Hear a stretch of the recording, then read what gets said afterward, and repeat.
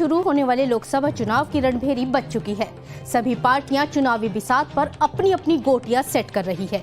इस गहमागहमी के बीच बिहार में लालू यादव ने कभी अपने करीबी रहे पप्पू यादव के साथ बड़ा खेला कर दिया।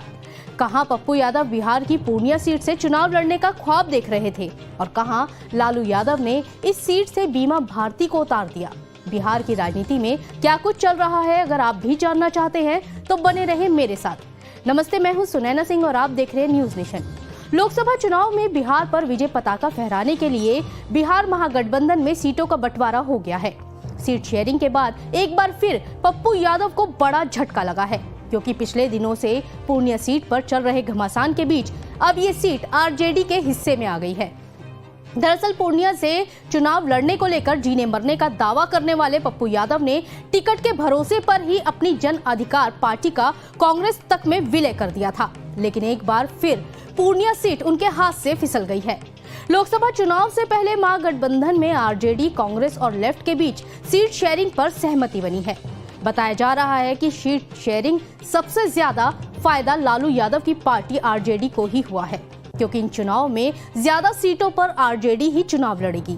आरजेडी ने पूर्णिया सीट पर पहले ही बीमा भारती को अपना उम्मीदवार घोषित कर दिया है। हालांकि ये भी सच है कि बीमा भारती को लालू नीतीश कुमार की जेडीयू से तोड़कर अपने कुनबे में लाए थे, तो जाहिर सी बात है कि उन्हें इस सीट से लड़ने का दावा करके ही लाया गया होगा।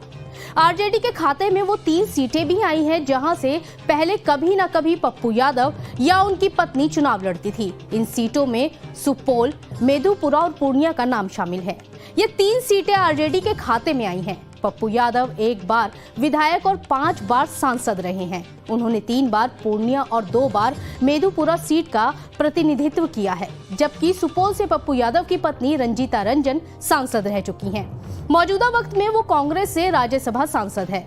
दरअसल राजेश रंजन उर्फ पप्पू यादव पूर्णिया सीट पर लंबे समय से दावेदारी कर रहे थे।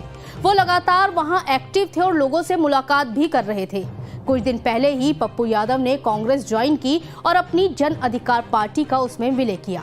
पप्पू यादव कांग्रेस में इसी शर्त पर गए थे कि उन्हें इंडिया ब्लॉक से पूर्णिया का उम्मीदवार बनाया जाएगा। इतना ही नहीं, कांग्रेस में शामिल होने से पहले पप्पू किसी तरह का रिस्क लेने के मूड में नहीं थे।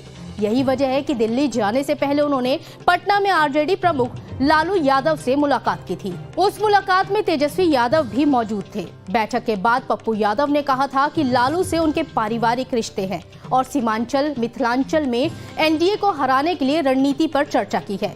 तब पप्पू ये बताना भी नहीं भूले थे कि वो पूर्णिया से अपनी दावेदारी कर रहे हैं। हालांकि आरजेडी भी पूर्णिया सीट पर एक मजबूत उम्मीदवार की तलाश में थी और बीमा भारती के जेडीयू छोड़कर आते ही आरजेडी ने बड़ा दांव चल दिया। अब बात करते हैं महागठबंधन में सीट शेयरिंग को लेकर कन्हैया कुमार को लगे झटके की। तो कन्हैया कुमार की बेगूसराय सीट सीपीआई के हिस्से में आ गई है। साल 2019 के लोकसभा चुनाव में कन्हैया कुमार सीपीआई के टिकट पर बेगूसराय से चुनाव लड़े थे। उस वक्त उनके सामने बीजेपी से गिरिराज सिंह थे, जिन्होंने कन्हैया को करारी शिकस्त दी थी।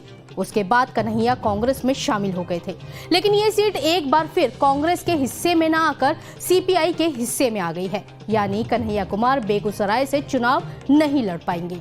इन समीकरणों को देखकर ये कहा जा सकता है कि आने वाले दिनों में बिहार में सीट शेयरिंग महागठबंधन के लिए परेशानी का सबब भी बन सकती है। आपको हमारी ये खबर कैसी लगी, हमें कमेंट सेक्शन में जरूर बताएं। और हाँ, चलते चलते एक जरूरी बात, आपको हमारे चैनल पर एक ज्वाइन बटन दिख रहा होगा, जिस पर क्लिक करके आप हमारी पेड मेंबरशिप ले सकते हैं। ज्यादा जानकारी आपको बटन पर क्लिक करके मिल जाएगी। तो देश और दुनिया की तमाम खबरों को जानने के लिए बने रहे न्यूज नेशन के